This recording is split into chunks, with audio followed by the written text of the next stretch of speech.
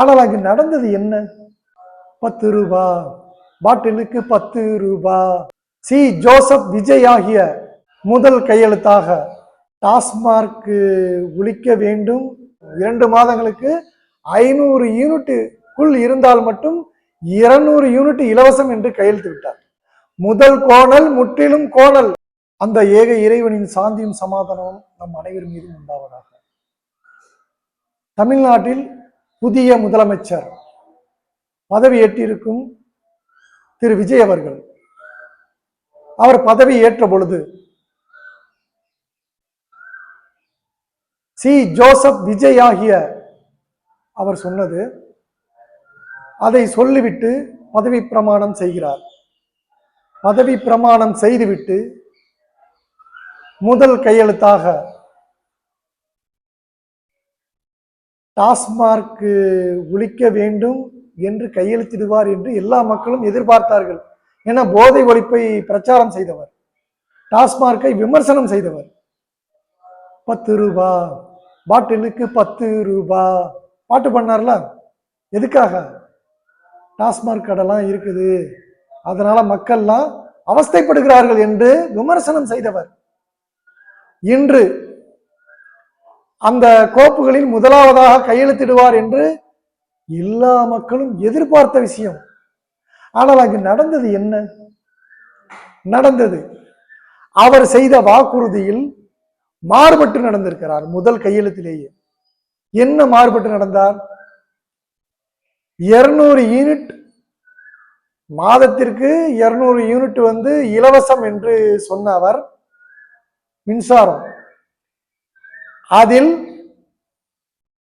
200 unit இலவசம் என்றதற்கு கையெழுத்து இட்டவர் 500க்குள்ளாக, அதாவது 500க்குள்ளாக யூனிட் இருந்தால் மட்டும் 2 மாதங்களுக்கு, அதுவும் 2 மாதங்களுக்கு 500 யூனிட்டுக்குள் இருந்தால் மட்டும் 200 யூனிட் இலவசம் என்று கையெழுத்து விட்டார். இது பெருத்த மக்களிடையே ஏமாற்றமாகிவிட்டது. முதல் கையெழுத்து ஏமாற்றமாகிவிட்டது. ஒரு விஷயம் சொல்லுவாங்க, முதல் கோணல் முற்றிலும் கோணல். தவறு நடக்கக்கூடாது, முதல்லயே தவறு நடக்கக்கூடாது. நடந்து அதற்கு அப்புறமாக என்ன செய்து விட்டார் என்றால், முதல்ல 500க்குள் என்று சொல்லி அதோட முடிச்சவங்க. அதுக்கப்புறம் என்ன பண்ணுங்க, திரும்ப அறிவிக்க விட்டு அந்த 100 யூனிட் ஸ்டாலின் ஆட்சியில தொடர்ந்தாங்க, 100 யூனிட் அது தொடரும் அப்படின்னு சொல்லிட்டாங்க. ஆனா இங்க ஒரு விஷயம் என்னன்னா, 200 யூனிட் இலவசம் எப்ப பெறலாம்னா 500 யூனிட்டுக்குள்ள இருந்தாதான். இப்போ உள்ள அந்த கரண்டோட பவருடைய விஷயத்தை நம்ம பார்த்தோம் அப்படின்னா, ஃப்ரிட்ஜு, ஏசி இன்னும் எல்லார் வீட்லயும் வந்துருச்சு. காரணம் என்னன்னா, வெயிலின் கொடுமை தாங்க முடியாம. அப்படி இதெல்லாம் யூஸ் பண்றவங்களுக்கு 500 யூனிட்டுக்கு மேல போறதுக்கான சான்சஸ் இருக்கு. 501 ஆயிடுச்சுனாலே அது ரத்து செய்யப்படும் என்றால் என்ன, அந்த திட்டம் சரியில்லையே அப்படின்னு தோணுது. சரி, ஓகே, விடுங்க. அடுத்ததா பெண்கள் பாதுகாப்பு உரிய முறையில் கொடுக்க வேண்டும் அந்த அரசு.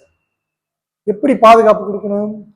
அவர்களுடைய கட்சியில் உள்ளவர்கள் கூட எந்த சிறு தவறும் செய்யாமல். ஏன்னா அவர் கட்சியில இருக்கிறவங்க அந்த பாலியல் வன்கொடுமைக்கு ஆளாக்கப்பட்ட ஒரு சிறுமி அதுக்காக கைது செய்யப்பட்டிருக்காரு. முதலமைச்சர் ஆகி விஜய் தான் அதை கைது செஞ்சாருன்னு சொல்ல முடியாது. அதுக்கெல்லாம் அவர் பரப்பி விட்டாங்க, அவர் ஆட்சிக்கு வந்ததனால் கைது செய்யப்பட்டார் அப்படின்னு சொல்லிட்டு. அதெல்லாம் ஒண்ணும் கிடையாது. அவருடைய கட்சியில உள்ளவங்க தவறு செய்தால் அவர் உடனடியாக நடவடிக்கை எடுத்து அதை சரி செய்ய வேண்டும். அது திரு ஜோசப் விஜய் அவர்களே என்ன சொல்லியிருக்காரு அப்படின்னாக்கா, எனக்கு ஆட்சி கிடைச்சிருச்சு அப்படின்னு சொல்லிட்டு ஆணவத்தால் ஆடக்கூடாது. எதையும் நம்ம ஆட்சி தான் நம்மள்ட்ட இருக்க அப்படின்னு சொல்லிட்டு தவறு செய்த கூடாதுன்னு அங்கேயே கண்டிச்சிருக்காரு. அது அவருக்கும் சேர்த்தே தான், அது அவர்களுடைய கட்சியில் இருக்கும் அத்தனை அமைச்சர்களாக இருக்கட்டும், எம்எல்ஏவாக இருக்கட்டும், இன்னும் எத்தனை பதவியில இருக்கிறார்களோ அத்தனை பேருக்கும் அது பொருந்தும். மூன்றாவது விஷயத்துக்கு வரும். இந்த ஃபர்ஸ்ட் டைம் சொன்னேன் தெரியுமா, முதல் கையெழுத்து போதை ஒழிப்பு. அந்த போதை ஒழிப்பை பத்தி அந்த கையெழுத்து தான். போதை ஒழிப்பு அதை நடைமுறைப்படுத்துவோம்னு சொல்லியிருக்காங்க. ஆனா டாஸ்மார்க்க மூடுவோம்னு சொல்லல. டாஸ்மார்க் மூடுனாதான் போதைகள்லாம் ஃபுல்லா கிளாஸ் ஆகும் முடியும். எந்த போதை வந்து இல்லாமல் அந்த நாடு வந்து சரியான முறையில் இருப்பதற்கு போதையும் ஒன்று. இந்த போதையை போட்டுட்டு தானே மனுஷன் இல்லாத வேலையெல்லாம் செய்கிறான். அப்ப அது வந்து முற்றிலுமா ஒழிக்கப்பட வேண்டும். இடையில ஒரு விஷயம் நடந்துச்சு என்னன்னா, 60 ஆண்டு காலமாக இடையில ஆரம்பமே இந்த பதவியேற்பு விழாவின் ஆரம்பத்திலேயே என்ன நடந்துச்சுன்னா, 60 ஆண்டு காலமாக முதல் இடத்துல இருந்த அந்த தமிழை வந்து 3ஆம் இடத்துக்கு கொண்டு போயிட்டாங்க. அவங்களுக்கு தான் தெரியும். இல்லாத ஒன்றை கொண்டாந்து நம்ம தமிழ்நாட்டில் வச்சுட்டாங்க. அப்ப தமிழுக்கு வந்து 3ஆம் இடம் அப்படின்னு சொல்லிட்டு அங்க சொல்லிட்டாங்க. அது 3ஆம் இடம் தமிழுக்கு போனுச்சு அப்படின்னா, நம்மளுடைய தமிழ்நாட்டுடைய அந்த நிலைப்பாடு என்ன? தமிழுக்கு கட் அவுட், ஹிந்திக்கு கெட் அவுட். ஆனா இங்க என்ன நடந்துருச்சு? ஹிந்திக்கு கட் அவுட், தமிழுக்கு கெட் அவுட் அப்படிங்கிற சூழ்நிலை வந்துடக்கூடாது. இது 3ஆம் இடத்துக்கு போச்சு அப்படின்னா அடுத்தது அதுதானே வரும். இன்னொரு கையெழுத்து இதுக்கு முன்னாடியே ஆட்சிக்கு முன்னாடியே கேட்டிருக்காங்க. என்ன கையெழுத்து அப்படின்னா, இந்த மும்மொழி கொள்கை திட்டத்தை கொண்டு வர்றதுக்காக அதுல உஷாரா இருக்கணும் இந்த அரசு அப்படிங்கிறத நம்ம வந்து கேட்டுக்கிறோம். அடுத்ததாக சில விஷயங்கள்லாம் நம்ம பார்க்கணும். விஜய் அவர்கள் வாக்குறுதியாக தமிழக வெற்றி கழகத்தின் வாக்குறுதியாக கொடுத்தது பெண்கள் மற்றும் குடும்ப நலன் சார்ந்ததாக பார்க்கப்படுற விஷயம் என்ன அப்படின்னாக்கா, குடும்ப தலைவிகளுக்கு வந்து மாதம் 2500 ரூபாய் உதவித்தொகை. ஏற்கனவே திமுக அரசாங்கம் 1000 ரூபாய் கொடுத்துட்டு இருந்துச்சு. அதை 2500 ரூபாக அறிவிச்சிருக்காங்க. ஆனா இப்போ என்ன நடக்குது அப்படின்னா, இந்த திட்டங்களை செயல்படுத்துறதுக்கு முன்னாடி கஜானாலாம் காலியாயிருக்கான். இதுதான் ஏற்கனவே ஒரு பிப்ரவரி மாசத்திலேயே வெளிவந்துருச்சு. அரசோடைய இதுல வந்து நிதி பற்றாக்குறையா இருக்குது அப்படின்னு தெரியும் நம்மளுக்கு.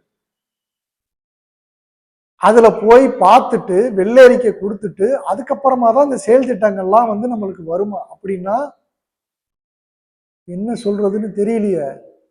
நீங்க தானே வாக்குறுதியா கொடுத்தேன்னு சொன்னீங்க. அந்த வாக்குறுதியை உடனடியாக நிறைவேற்ற வேணாமா? இந்த 1000 ரூபாய் திமுக ஆட்சியில கொடுத்துக்கிட்டே இருந்தாங்களா, எந்த ஒரு காரணத்திலையும் தடைப்படக்கூடாதுங்க. அதே மாதிரி இலவச பஸ், பெண்களுக்கான இலவச பஸ் அரசாங்க பஸ்ல போயிட்டு வந்துட்டு இருந்தாங்க. இந்த மாதிரியான திட்டங்கள்ல பிள்ளைகளுக்கான காலை உணவு திட்டம் ஸ்கூல்ல அது நடந்துகிட்டு இருந்துச்சு. அதெல்லாம் வந்து திமுக அரசு வந்து தடை செய்யாமல் நீங்க வந்து அதை கொடுத்துருங்க அப்படின்னு சொல்லிட்டு ஒரு கோரிக்கை வச்சிருக்காங்க. ஆனா நீங்க என்ன செய்ய போறீங்க, அதெல்லாம் ஸ்டாப் பண்ணிடுவீங்களா என்ன அப்படிங்கிறது தெரியல. ஏன்னா ஏற்கனவே அதெல்லாம் பார்த்துக்கிட்டு தான் நான் சொல்லுவேன் அப்படின்னு சொன்னா ஒவ்வொன்றையும் சரியான முறையில் செய்தாதான் அந்த மக்கள் எதிர்பார்ப்பாக இருக்கும்.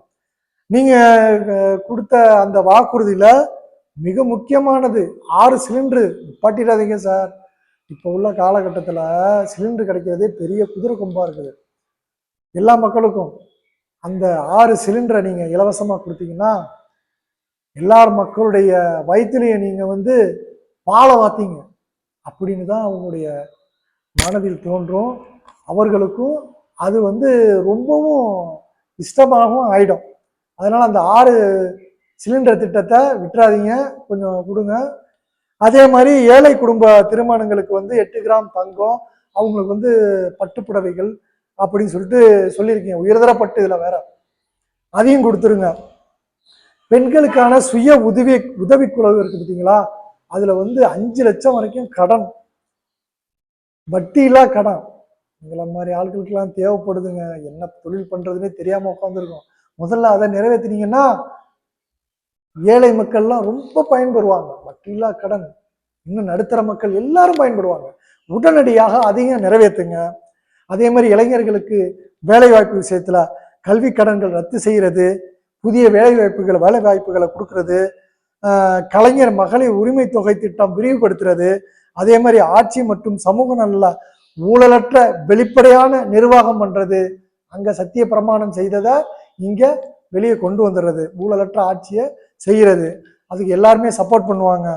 சமூக நீதி மற்றும் இளைஞர் அதிகாரம் அளித்தல், சமூக நீதியா நடக்கிறது மற்றும் இளைஞர்களுக்கு வந்து அதிகாரம் அளிச்சு அவங்களுக்கு வேலை வாய்ப்பு கொடுக்கறது, இந்த மாதிரியான ஒரு விஷயம். மத்திய அரசின் ஒரே நாடு ஒரே தேர்தல் கொள்கை என்பதை எதிர்ப்பு தெரிவிக்கிறது தான் முக்கியமான விஷயம். ஏன்னா அங்க கையெழுத்து ஒண்ணு வந்து கிடக்கு தெரியுங்களா? அந்த கையெழுத்திட்டாக்கா என்ன ஆகும்? மும்மொழி கொள்கை வந்துடும். அதனால அதையெல்லாம் வந்து சரியான முறையில நடந்துக்கிறதுக்கு ஒரு சரியான அரசா வந்து நீங்க இருக்கணும் அப்படின்னு சொல்லிட்டு மக்களின் சார்பாக கேட்டுக்கொள்கிறேன்.